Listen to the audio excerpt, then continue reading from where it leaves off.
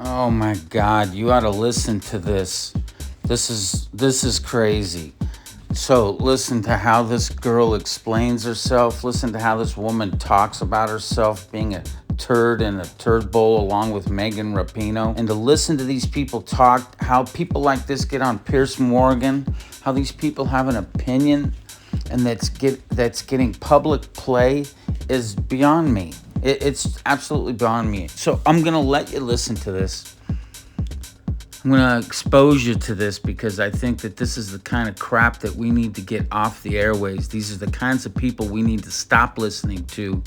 And they're pushing a DEI agenda of all things rather than a merit-based who's best and separating men and women into their proper areas. Lunatics. Anyway, here's her situation.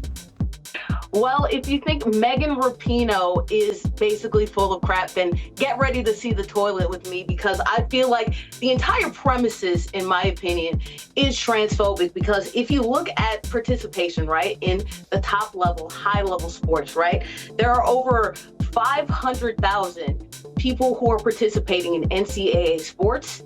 How many people of those people are trans athletes? Only 10, right? So you're extrapolating 10 people out of a population of 500,000 people and focusing on them as if they are the problem, an overwhelming problem of the sports field when it comes to the threat of women, when that is not the case, right? You say that you are concerned about biological men competing in the game of any sport, right? Whether it be basketball, whether it be soccer, anything of the sort. Why are we assuming that the process of becoming a trans person, whether it be a trans woman or a trans male, it's as simple as putting on a wig and just deciding to change your pronouns? That is simply not the case, right? You know, I hate to call people dumb. I hate to say things are stupid. Those are such primitive descriptions for things. But when you listen to her drown on and on about this particular subject where men are pretending to be women and she's justifying it through some explanation, and I respect her for standing up for whatever she believes in, but just because you believe in unicorns and Tinkerbell doesn't mean I need to or they exist. It's crazy. So I wish she would just shut up and move on, because this is such a stupid argument. And she's proving it every time she speaks. Right? People who are trans go through a process over years of going through hormonal therapy, of going through support for their mental therapy as well, going through support of changing their pronouns via official means. They go through a process in which they determine whether or not they feel like they are internally a male or a woman. It is not as simple as just deciding to become an athlete. I feel like the premise of this conversation is just supposing that a man can decide. Okay, so let me ask you. Okay. Wait, and just so decide do you to be a man. accept? And that's simply not the case. Let me. Okay, let me try and help you.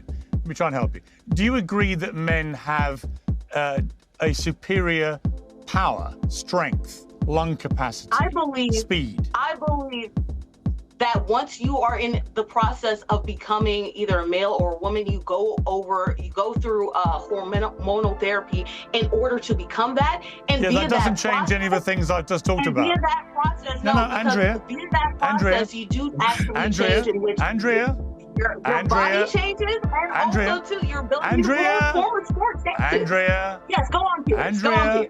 Just to be clear. Yes. Just to be clear, none of that has any impact on your basic physiology that you were born with. No, it doesn't. And here's my second question for you. Here's my second question. Meanwhile, it's a complete process. Listen to the low IQ explanations that comes from her, and then listen to how rude she is. She doesn't even have the ability to maintain her own self-control. She has these low IQ arguments. This has to be so embarrassing for her to watch back over. You're changing your body completely. Andrea. Yes. Andrea, stop filibustering me. Here's my second question. If as you say, there is nothing to see here and no problem, presumably, if we extrapolate your theory, then we should have gender-neutral Olympics. Do you agree with that? I think think that entire premise is also crap because, again, we are one supposing that there's not a transition process, but also, two, what exactly does it mean to be a biological man or biological woman? Because there are tons of people. 1 in 20 people are intersex. Also, two, 10 to 30% of the population has PCOS. PCOS presented in women gives them higher testosterone levels. There's also Andrea, can you answer my question? Thyroid issues, all right? So thyroid issue also deals with your hormonal levels. Can you answer my question?